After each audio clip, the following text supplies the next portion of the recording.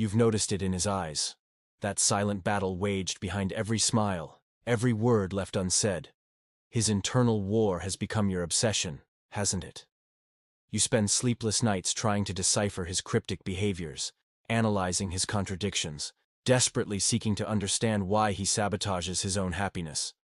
But what if I told you that his struggle isn't what you think?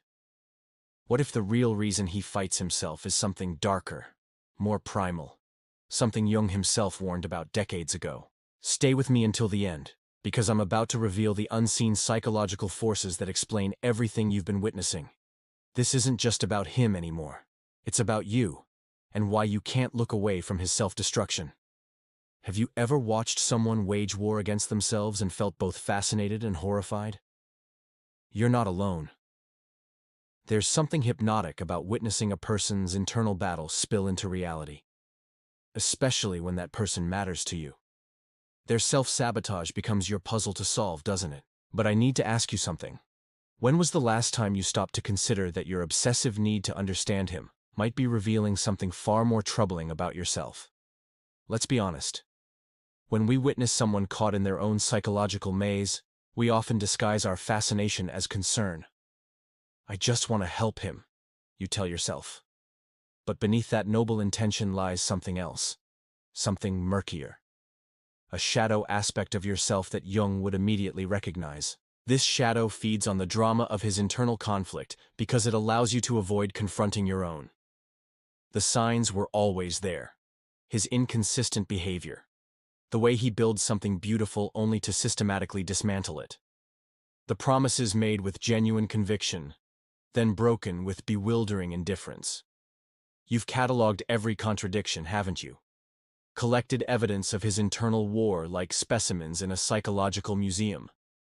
But your analysis has missing pieces, critical ones that change everything. What you're witnessing isn't just one battle, but many, layers upon layers of conflicts that began long before you entered his life.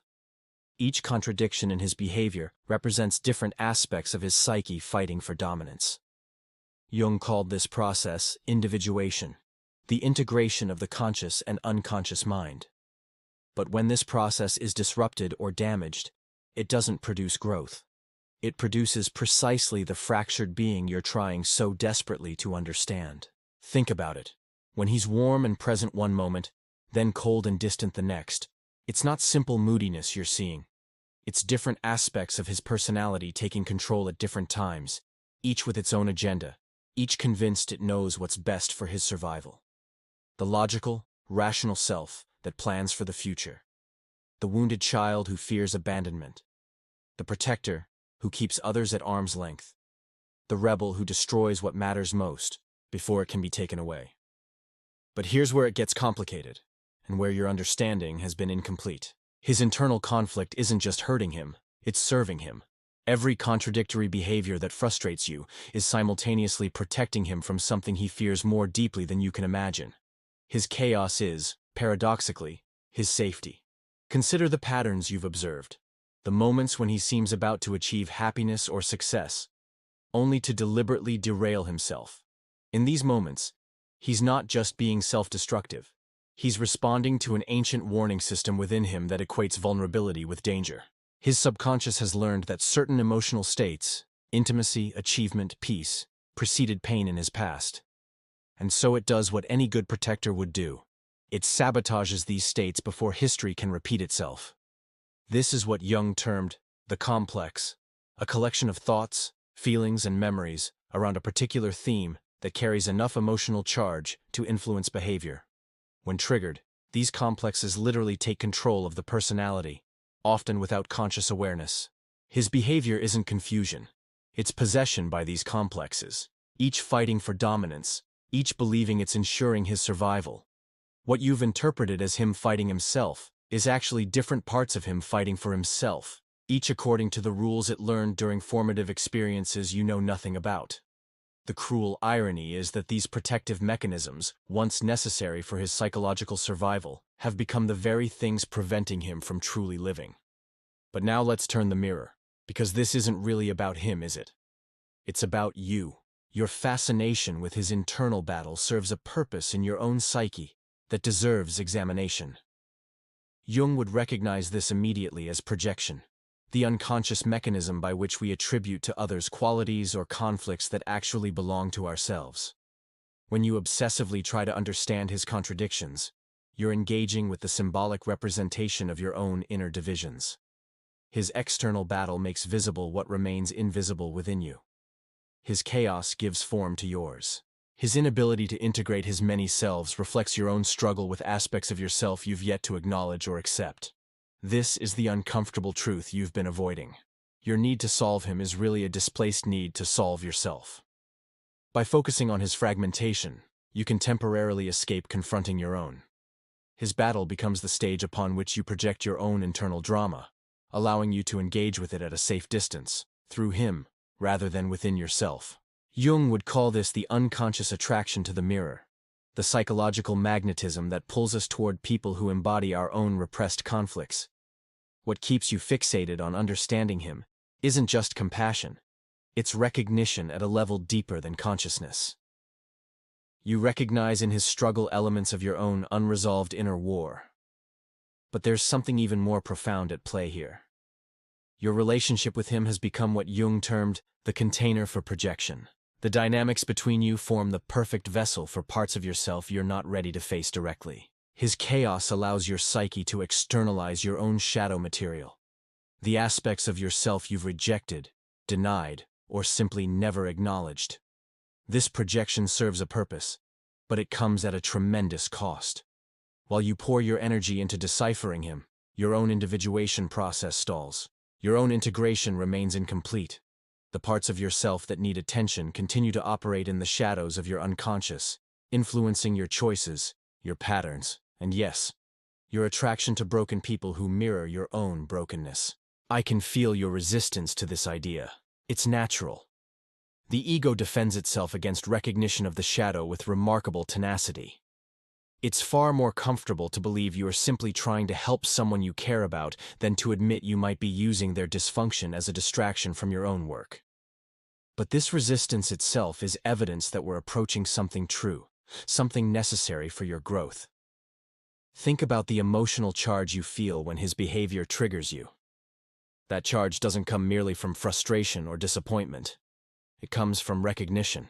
The specific ways he sabotages himself touch specific wounds in you, don't they? The particular patterns that infuriate you most are the ones that resonate with your own unhealed parts. This isn't coincidence. It's the unconscious orchestrating a performance designed to bring your shadow into awareness. But here's where possibility emerges from this difficult truth. Recognizing your projection onto him is the first step toward reclaiming those projected parts of yourself.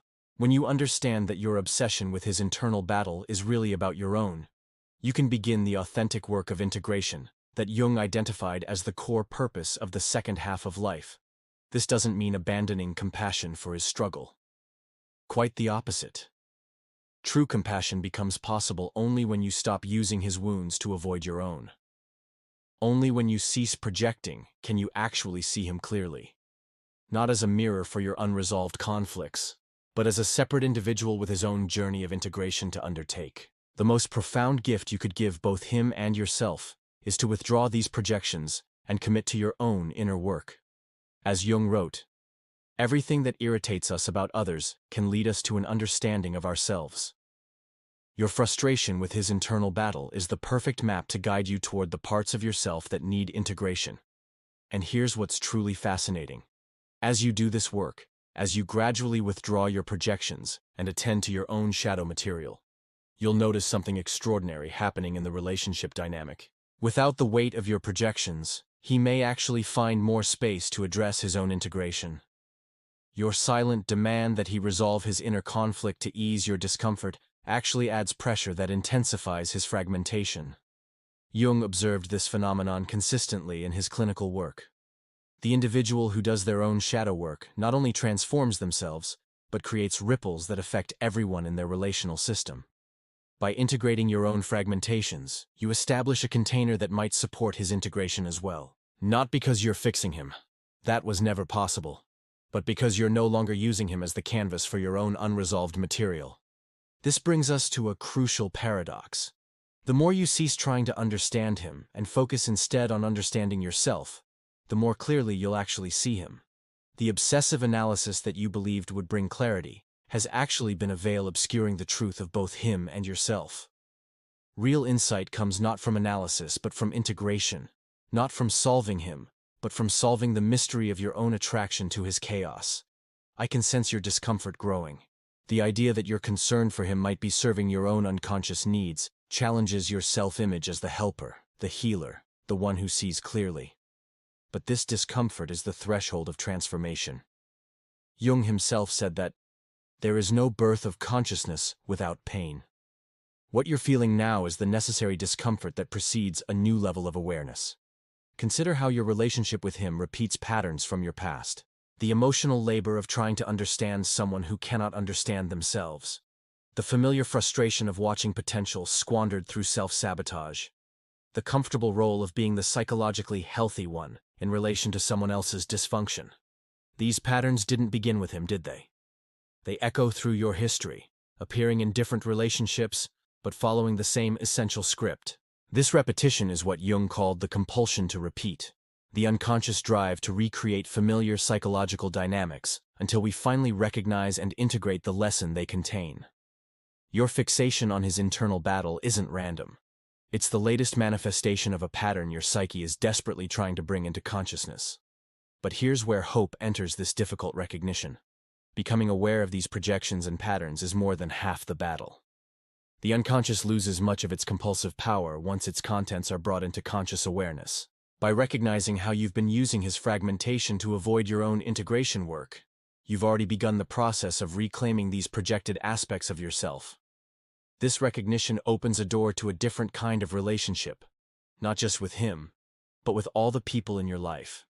Imagine interactions no longer clouded by projection, where you can see others not as symbols of your own internal drama, but as complete beings on their own journey. Imagine the freedom of no longer needing others to embody your disowned qualities, so you can engage with them indirectly. Jung would describe this as the difference between unconscious relationship and conscious relationship.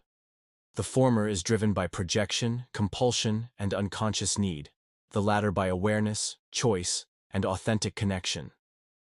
Your obsession with his internal battle has been keeping you firmly in the realm of unconscious relationship. Your willingness to withdraw these projections can open the possibility of something far more real. Let's be clear. This does not mean his internal conflicts aren't real, or that your perception of his self-sabotage is entirely projection. He is indeed fighting himself. But the meaning you've assigned to this battle, and the emotional charge it carries for you, these belong to your own psyche. They are the threads that connect his visible struggle to your invisible one. This recognition isn't meant to increase your burden, but to liberate you from an impossible task. You cannot integrate his fragmented self. That journey belongs to him alone. But you can integrate your own fragmentation, and in doing so, create space where authentic connection becomes possible. Connection based not on unconscious projection, but on conscious recognition of both his humanity and yours. In the language of analytical psychology, what I'm describing is the withdrawal of projections, the painful but liberating process of recognizing when we've attributed to others parts of ourselves we haven't been ready to face directly. This process doesn't happen all at once. It's gradual, sometimes difficult, but ultimately transformative in ways that extend far beyond any single relationship. As you begin this work of withdrawing projections and attending to your own integration, you may experience a period of disorientation or loss. The emotional intensity that accompanied your focus on his internal battle provided a kind of purpose and direction, didn't it? Without that focus, you might temporarily feel adrift. Jung recognized this as a necessary phase in the individuation process, the conscious suffering that precedes a more authentic mode of being.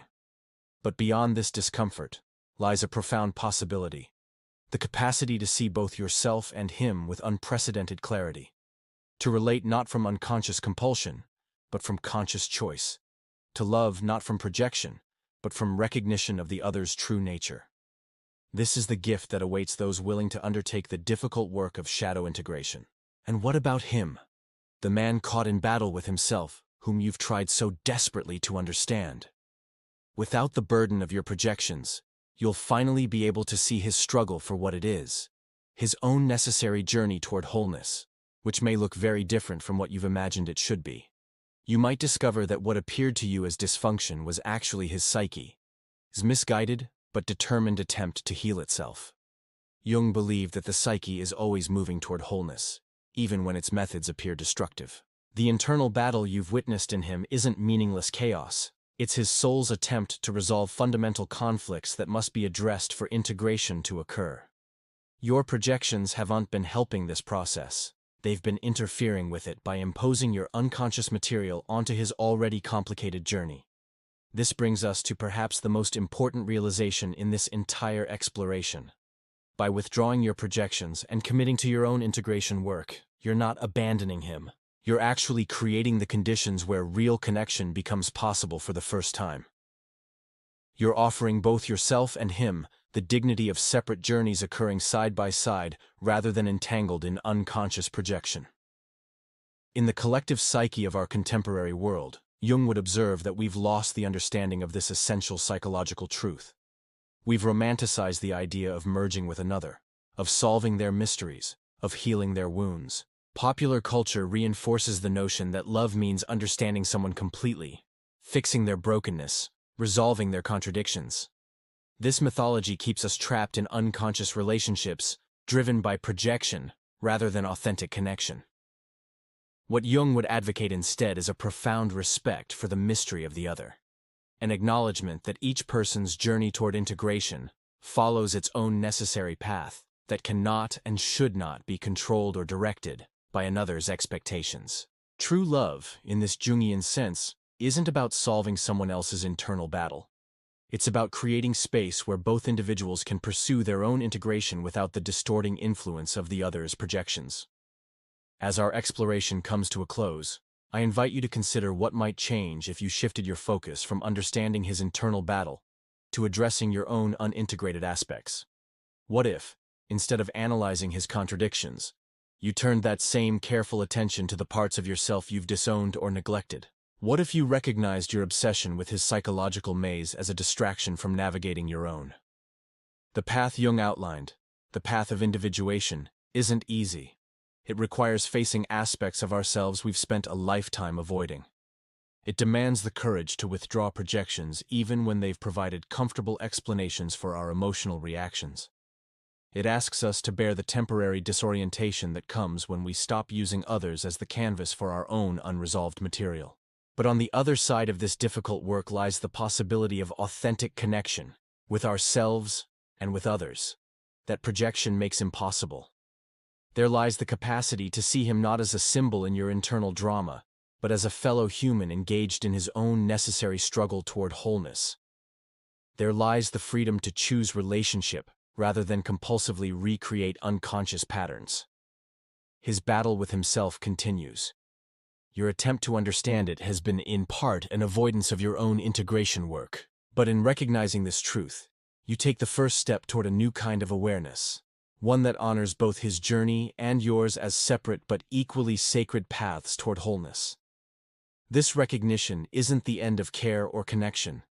It's the beginning of something far more authentic than what projection could ever provide. What aspects of yourself do you see reflected in his internal battle? What disowned qualities have you projected onto his struggle? If these questions stir something in you, if they touch a truth you've sensed but have not been ready to face, then perhaps this exploration has served its purpose. Perhaps it's time to withdraw the projections and begin the real work of integration. Not for his sake, but for your own. Not to solve his mystery, but to engage with yours. Has this awakened something in you? Has it touched a truth you've been circling but avoiding? Comment below with a single word that captures what you're feeling right now. Sometimes naming the emotion is the first step toward integration. Sometimes acknowledging the projection is where healing begins.